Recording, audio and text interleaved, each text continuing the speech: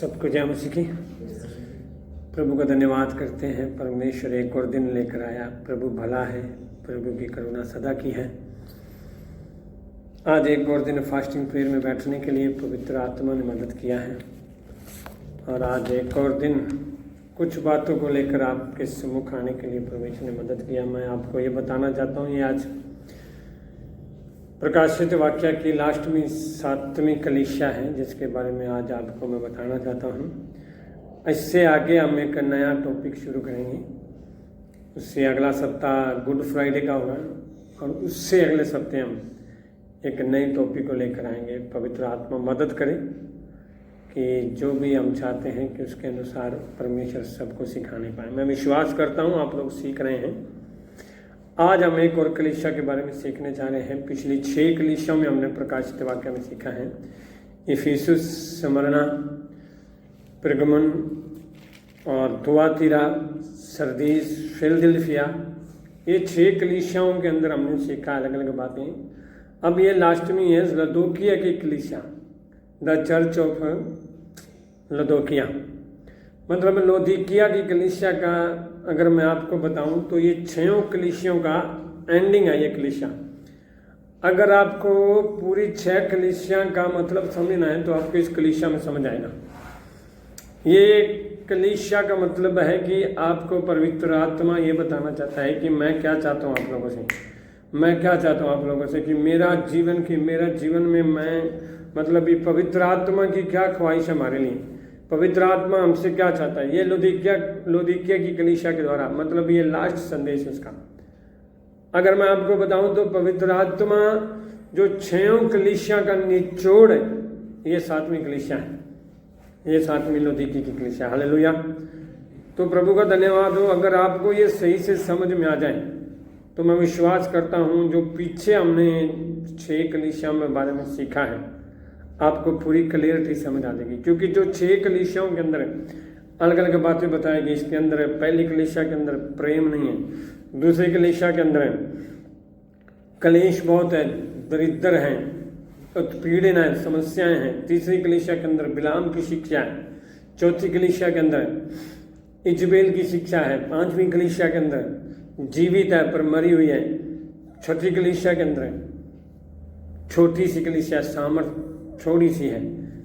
अगर ये 6 चीज़ों का अंतर अगर आपको देखना है तो वो 7वीं कलीसिया में आपको मिलेगा कि पवित्र आत्मा हमसे क्या चाहता है। प्रभु यीशु मसीह जब कलीसिया को लेने आएगा वो हमसे क्या चाहता है कि जब वो इस पृथ्वी पर हमें लेने के लिए आएगा। जबकि हम जानते हैं इन दिनों में आगमन का समय है, अंत का समय है।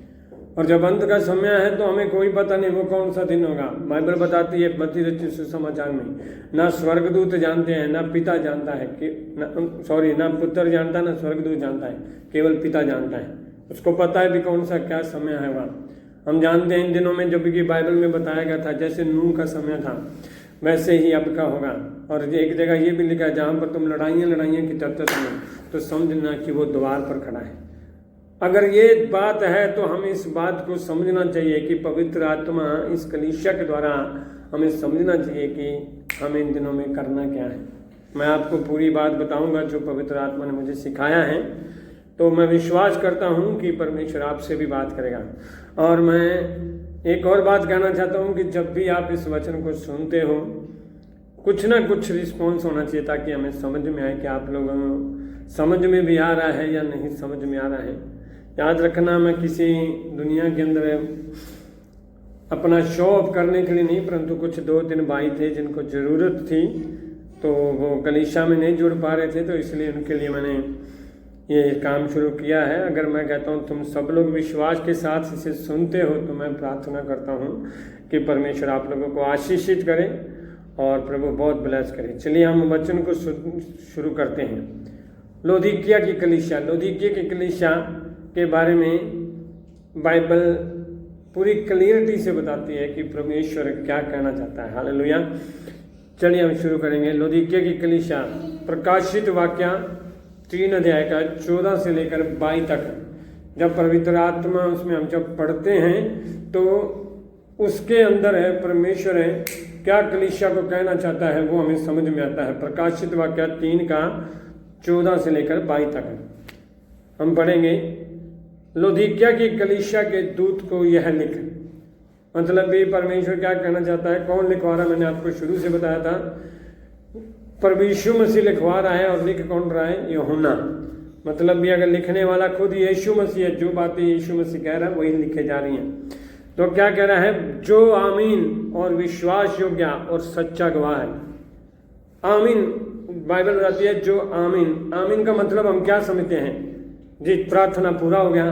या कई लोगों को आमीन का मतलब ये लगता है कि परमेश्वर ने प्रार्थना सुन ली।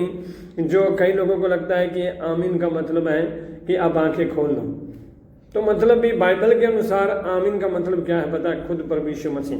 जब हम आमीन बोलते हैं तो क्या नाम आता है? यीशु मसीह। यीशु मसीह का मतलब क्या है? बाइबल क्या कहती है? जो कुछ तुम प्रार्थना में मेरे नाम से मांगोगे वो तुम्हें मिल जाएगा। आज कई लोग इतने, मैं कह सकता हूँ कि आमीन कहना भी उन लोगों को ना डर लगता है कि पता नहीं आमीन कह देंगे तो क्या हो जाएगा। कि आमीन का वर्ड ज़्यादातर लोगों को लगता है कि ये मुस्लिम वर्ड है, पर मेरे प्रयोग बाइबल इस वर्ड को क्लियर करती है कि आमीन का मतलब है खुद यीशु मसीह। जब हम आमीन बोलते हैं तो किसका नाम लेते हैं? यीशु मसीह का नाम लेते हैं। हालेलुया। तो आमीन वो क्या कहता है कि आमीन, जो आमीन और विश्वास योग्य। विश्वास योग्य का मतलब है क्या है? विश्वास योग्य का मतलब है कि वो परमेश्वर ऐसा परमेश्वर है जो हम उसका इनकार कर सकते हैं पर वो हमारा कभी भी इनकार नहीं कर सकता। हम विश्वास योग्य हो सकते हैं परंतु वो परमेश्वर हमेशा हमारे लिए विश्वास योग्य है।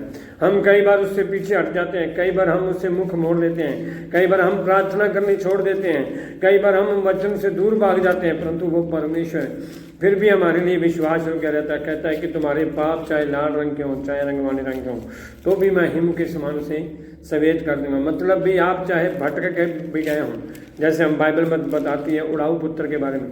उड़ाऊ पुत्र बेटा बाप को छोड़कर चला गया, सब कुछ जब लूट के वापस आया तब भी पिता ने उसे गले लगाया। मतलब बेटा अविश्वास योग्य है परंतु परमेश्वर विश्वास योग्य है। हम उसके बारे में पढ़ेंगे 2 तीमुथियुस 2:12 वचन। यदि हम धीरज से सहते रहेंगे तो उसके साथ राज्य भी करेंगे, और यदि हम उसका इनकार करेंगे तो वह भी हमारा इनकार करेगा। यदि हम अविश्वासी भी हों तो भी वह विश्वास योग्य बना रहता है, क्योंकि वह आप अपना इनकार नहीं कर सकता। मतलब भी हम उसका इनकार कर सकते हैं, वो हमारा इनकार कभी भी नहीं कर सकता। याद रखना, आपका परमेश्वर वो परमेश्वर है, जब भी आपको जाओगे ना उसके लिए दरवाजे आपके लिए हमेशा खुले।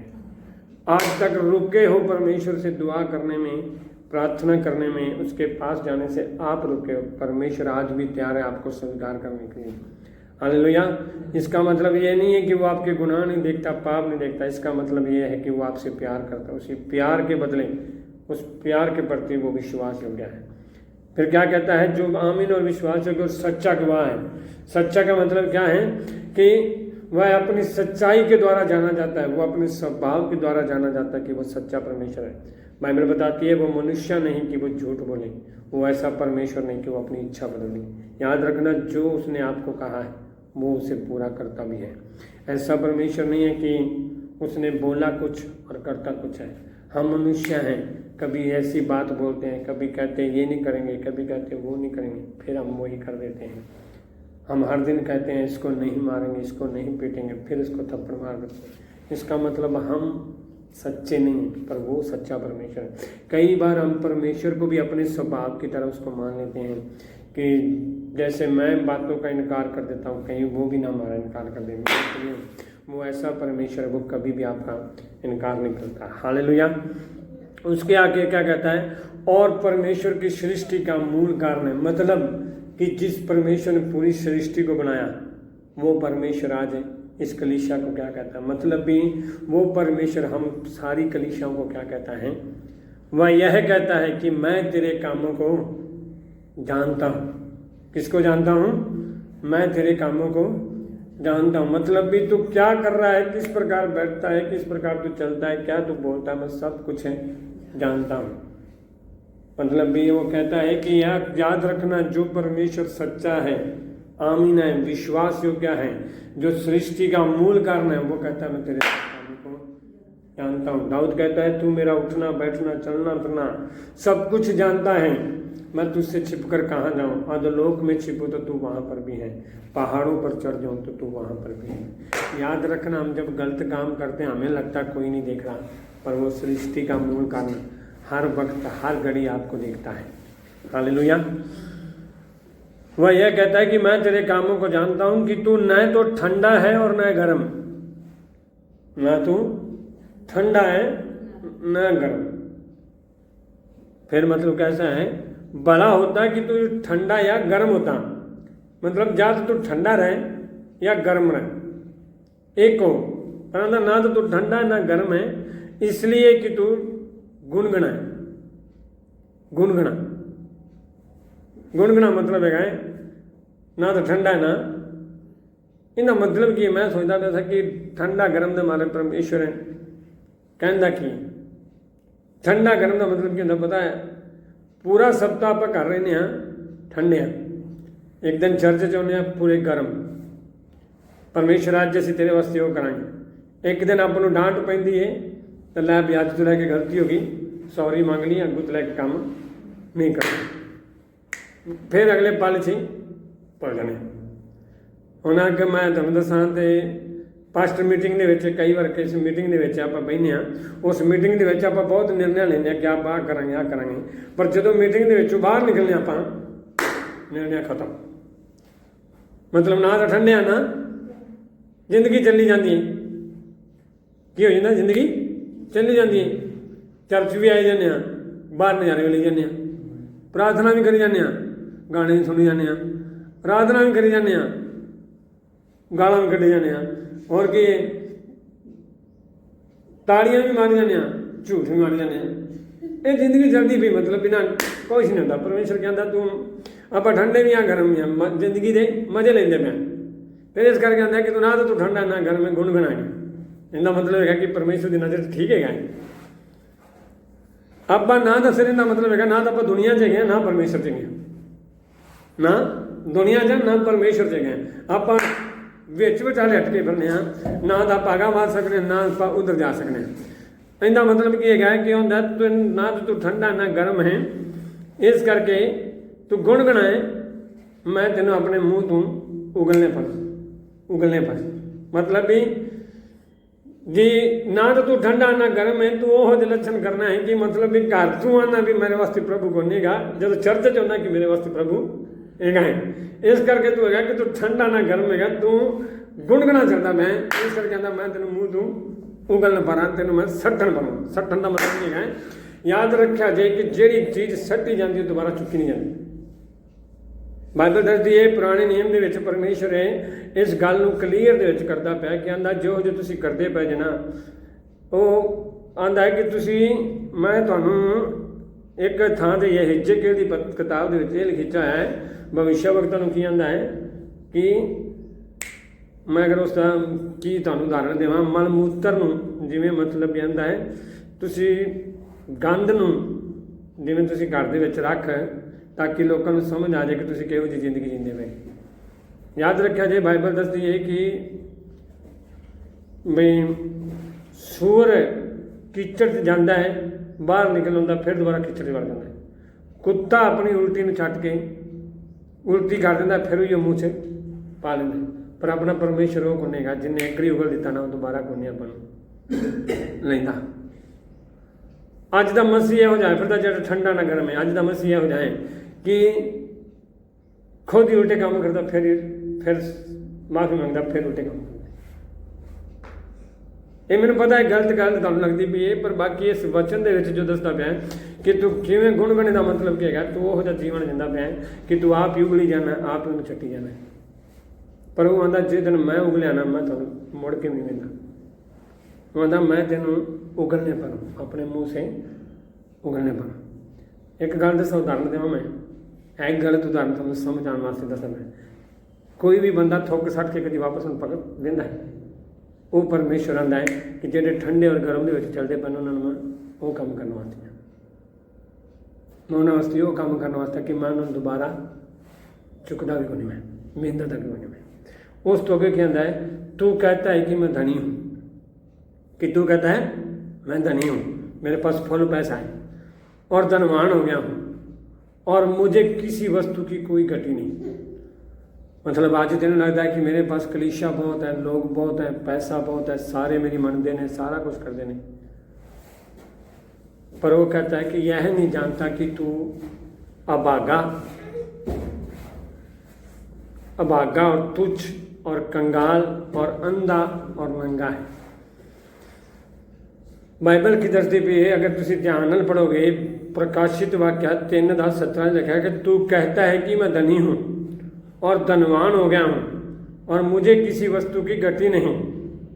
तो ध्यान नाल सुना, क्योंकि अगू आंदा है और यह नहीं जानता कि तू अभागा और तुच्छ और कंगाल और अंधा और नंगा है।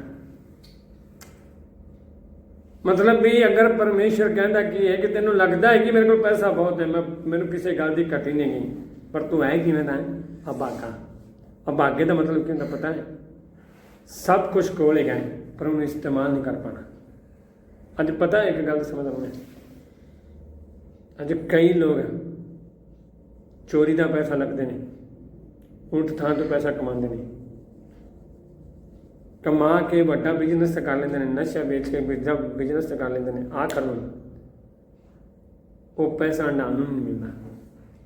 हंडाण नहीं मिलता मतलब या तो जेल च पकड़े जाते हैं, या वो बीमार हो जाते हैं, या वो मार जाते हैं। हो गया ना काम। इनका मतलब क्या हो गया कि धनी होने तो बाद भी की तू कंगाल है, अभागा है। अभागा। नंबर 2 की दसदा है कंगाल। कंगाल का मतलब की है सब कुछ तेरे कोल है पर हंडाण वाला कोई नहीं है, मतलब औलाद को नहीं कोल। उस पैसे का की करना कि तेनों कोई खर्च करने वाली ना मिले। फिर की दसदा है अंधा। सब कुछ कोल है पर टिकदा को नहीं हाथ च, कि टिकदा को नहीं हाथ च। फिर अगुआ है नंगा। सब कुछ पास है पर कोई भी उठा रहा है, जिंदा जी करता इस्तेमाल करी जा रहा है। एक गल दसदा तुच्छ। सब कुछ तेरे कोल है पर तेन कदर करनी। सोचते होगा कि इन्हें अपनी बुद्धि नाल बटन लग रहा, पर मैं जो वचन पढ़ता पाया पवित्र आत्मा मैंने क्यों सिखाया से पता है? बाइबल के अनुसार है जोड़ा व्यक्ति ने लगता है कि मैं मसीह नूं ग्रहण करने तो बाद सिर्फ पैसा है, वो परमेश्वर की नज़र विच घमंडी मनुष्य है, वो अपनी मर्जी नाल जीने वाला बंदा है। याद रखा जे अगर इन्हां तिन्नां दे विच अपने कोल धन धनवान हो गया और तेनों किसी गल की घटी नहीं, इनका मतलब है तेनों परमेश्वर की संगति की जो कदर नहीं गा, इनका मतलब तू शरीर के अनुसार जींदा पिया, उनकी अभिलाषा के जींदा पिया, उनके घमंड जींदा पिया। फिर अगू की आंदा है इसलिए मैं तुझे सम्मति देता हूँ। अगर तू यह भागा अपने तुझ खत्म करना है, तुझ खत्म करना है, कंगालपन खत्म करना है, अंधापन खत्म करना है, नंगापन खत्म करना है, तो मैं तेन एक सम्मति देना। की सम्मति देना? कि आग में ताया हुआ सोना मुझसे मोल ले ले, कि तू धनी हो जाए, और श्वेत वस्त्र पहन ले कि तुझे अपने नंगेपन की लज्जा ना हो, और अपनी आँखों में लगाने के लिए सुरमा ले कि तू देखने लगे। ये 3 चीज़ें दसदा पे। आग में ताया हुआ सोना, श्वेत वस्त्र, और तीजा अखा च लगाने वास्ते सुरमा।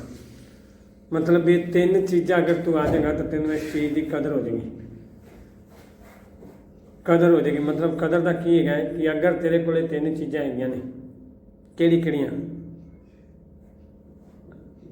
ताया हुआ सोना पवित्र आत्मा, श्वेत वस्त्र पवित्रता ही, आँखों में सुरमा शुद्धता। अगर तेरे जीवन च पवित्रता ही, शुद्धता, पवित्र आत्मा ही, तो जो तेरे को धानेगा ना उनकी तेन कदर आएगी। हालेलुया। मतलब भी जो तेरे को परमेश्वर ने प्रेम दिता ना, तो उन्हें समझ भी पाएगा कि जो मैनू इस कलीसिया के विच परमेश्वर ने रखा कादे वास्ते रखा। हालेलुया। आगे आंदा है मैं जिन जिन से प्रेम रखता हूँ उन सबको उलाना और ताड़ना देता हूँ, इसलिए सरगर्म हूँ और मन फिराना। मतलब है गुनगुनाना बन, सरगर्म हो, गर्म बन जा और अपना मन फिराना है।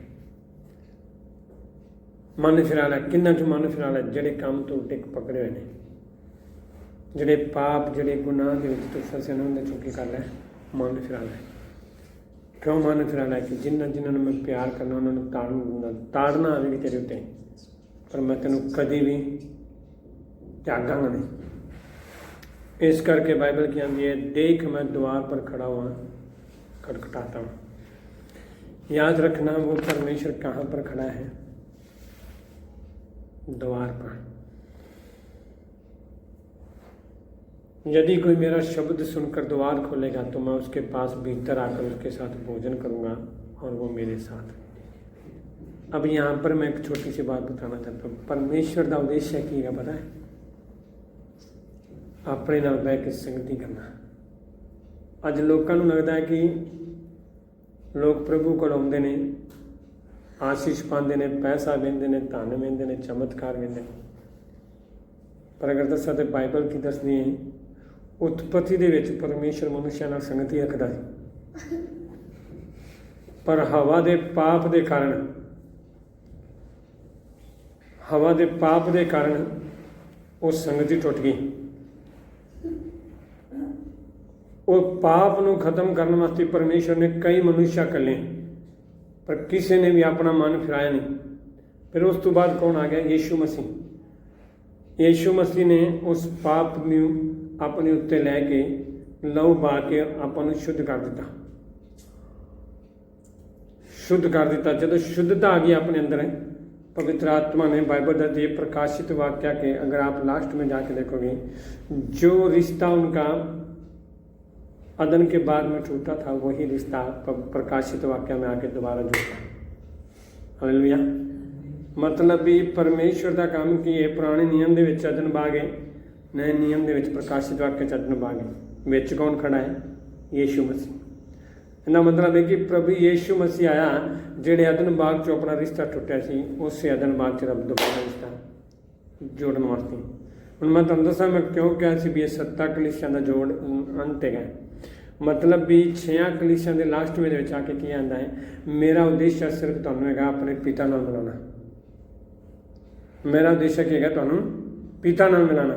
याद रखना, अगर तुहाडे कोल वड्डी संगति है, वड्डी चर्च हैगी, वड्डे लोग हैगे ने, तुहाडे कोल पैसा हैगा, धन दौलत हैगा, अगर परमेश्वर की संगति नहीं हैगी ना तो सब कुछ व्यर्थ है।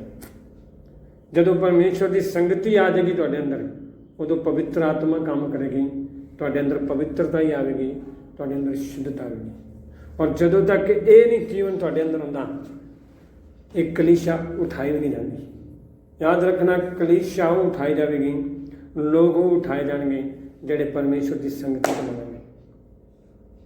मैं एक और उदाहरण देवां, अगर तुसी जिसे चर्च से जाते जी, जहाँ भी आप जाते हो आराधना के लिए, प्रार्थना के लिए, चमत्कार होते हैं, बढ़िया बात है, आशीषें मिलती है, बहुत बढ़िया बात है, अनुग्रह मिलता है, बहुत बढ़िया बात है। अगर आपको वहाँ पर परमेश्वर की संगति नहीं मिलती ना, तो मैं कहता हूँ स्वर्ग जाओ। आज हम लोगों ने ना चमत्कार को बड़ा बना के, आशीषों को बड़ा बना के परमेश्वर की संगति को तोड़ दिया। और संगति टूटने का मतलब है कि वो कलीसिया, इसलिए वो कहता है मैं तुझे उगलने पर हूँ, क्योंकि हम लोगों ने, कई लोगों ने वो संगति तोड़ दी है।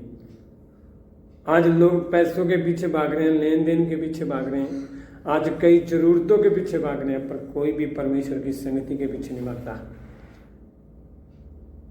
और जब संगति आती है ना हमारे पीछे, तो वो चर्च गुनगुनी नहीं रहती, वो चर्च सरगर्म हो जाती है, वो चर्च हमेशा आनंदित रहती है, वो चर्च हमेशा पवित्रता में चलती है।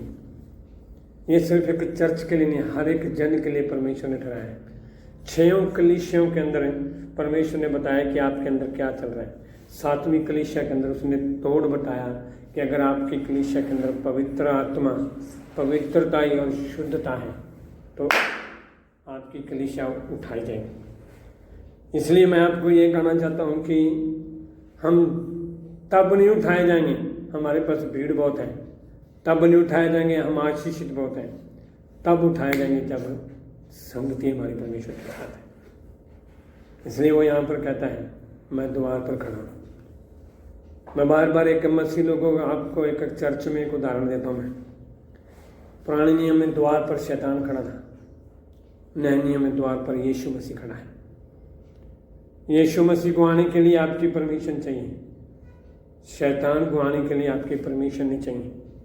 वो ऑटोमेटिक आपके अंदर काम कर सकता है। ये पिछली 6 कलीसियाओं के द्वारा परमेश्वर ये कह रहा था कि शैतान आपकी कलीसिया को किसी तरह भी भरमा सकता है, आपके प्रेम को ठंडा करके, आपके जीवन में ताड़ना देकर, परिस्थितियों को खराब करके, गलत शिक्षाओं को लेकर, वे विचार की गंदी आत्माओं को लेकर, यहाँ तक कि तुम्हें परमेश्वर के वचन से दूर कर कर, परमेश्वर के प्रेम से दूर करके, यहाँ तक कि तुम्हारे अंदर गुस्से को ख़त्म करके, तुम्हारे अंदर के प्रेम को मतलब भी सब कुछ पास होने के बाद भी तुम्हें कंगाल बनाकर शैतान हर तरीके से इस्तेमाल कर सकता है।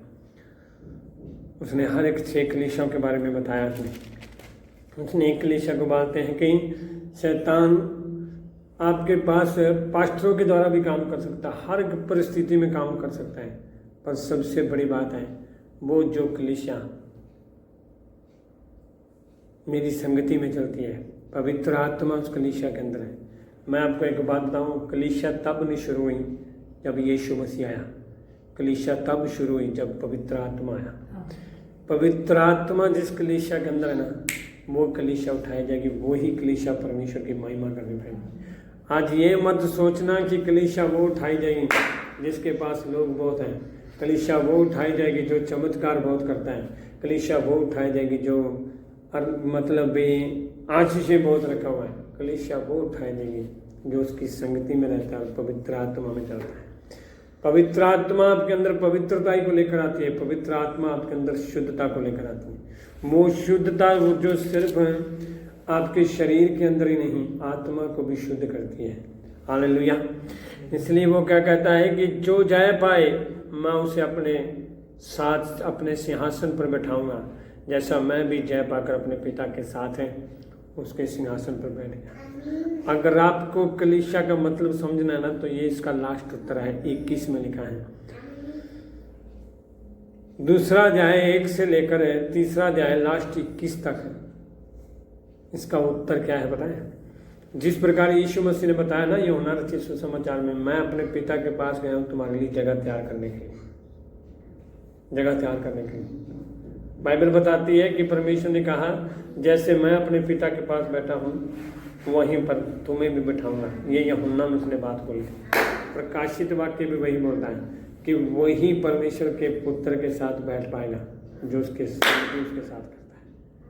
संगति का मतलब वो नहीं है कि जो सिर्फ आप आराधना में करते हो, संगति का मतलब वो है जो आप अकेले परमेश्वर के साथ बैठ के करते हो, जो उसके साथ बैठ कर आराधना करते हो, जो उसके साथ बैठ कर उसकी महिमा करते हो। एक और बताऊं मैं क्लियर है, जो पास्टर परमेश्वर के साथ संगति करता है, मैं हर एक पास्टर को बोल रहा हूँ, किसी एक को नहीं बोल रहा हूँ, जो पास्टर परमेश्वर के साथ संगति करता है उससे कभी भी अलग मत होना, कभी भी अलग मत होना। चाहे उस कलीसिया के अंदर चमत्कार कम हो गई, लोग कम हो गई, आशीषें कम हो गई, जगह कम हो गई, पर उस जगह पर पवित्र आत्मा है, पवित्रता ही है, शुद्धता है। हालेलुया। क्योंकि जो पास्टर हर दिन परमेश्वर के सामने जाता है वो कलीसिया को परमेश्वर हर दिन पवित्रता ही नहीं लेकर सकता है। वो पवित्रता ही परमेश्वर का दास नहीं करता, वो पवित्रता ही परमेश्वर की आत्मा करती है। और जिस घर में प्रार्थना है, संगति है परमेश्वर के साथ, वो ही घर पवित्रता की ओर लेकर जाता है। इसलिए मैं आज आपको ये कहना चाहता हूँ, ये हमारी लास्ट कलीसिया थी। अगली बार हम कुछ और टॉपिक को लेकर आएंगे, पर मैं अब आपको ये कहना चाहता हूँ, याद रखना कलीसिया वो ही उठाई जाएगी जो उसके साथ संगति रखती है। इसलिए लास्ट में कहता है जिसके कान हो वह सुन ले कि आत्मा कलीसियाओं से क्या कहता है। याद रखना 6 कलीसिया खत्म होने के बाद वो कहता है जिसके कान हो। ये लास्ट कलीसिया में भी कहता है जिसके कान हो। आज तक शायद आपने कान बंद किए होंगे, अगर ध्यान से नहीं सुने आज तक है तो आज और ध्यान से सुन लेना इनको और देखना कि आप लोगों ने क्या सुना है और क्या देखा है। और क्या आपका जीवन है। इसलिए बाइबल बताती है, जिन जिनसे मैं प्रेम करता हूँ उनको ताड़ना देता हूँ। अगर आज तक आपको लगता है कि मैंने गुनाह में जीवन बिताया है, अपनी मर्जी में जीवन बताया है, कलीसिया में रहकर मैंने ठंडेपन में जीवन बताया है, तो कहता है तो सरगर्म हो, मन फिरा, क्योंकि जिनसे मैं प्यार करता हूँ उनसे ताड़ना भी करता हूँ। याद रखना, अगर आज तक आपने परमेश्वर के साथ अच्छा जीवन नहीं बताया तो उसको ताड़ना समझकर, परमेश्वर का प्रेम समझकर आगे बढ़ने के लिए मन फिराओ। और जब मन फिराओगे तो वो पवित्र आत्मा की संगति आपके अंदर काम करेगी, और जब वो संगति काम करेगी तब पवित्र आत्मा इन अंतिम दिनों में आपको उठा कर ले जाने के लिए तैयार हो जाएगा। हालेलुया। परमेश्वर इस छोटे से वचन के द्वारा आपको ब्लेस करे, आशीष करे। सबको जय मसीह की।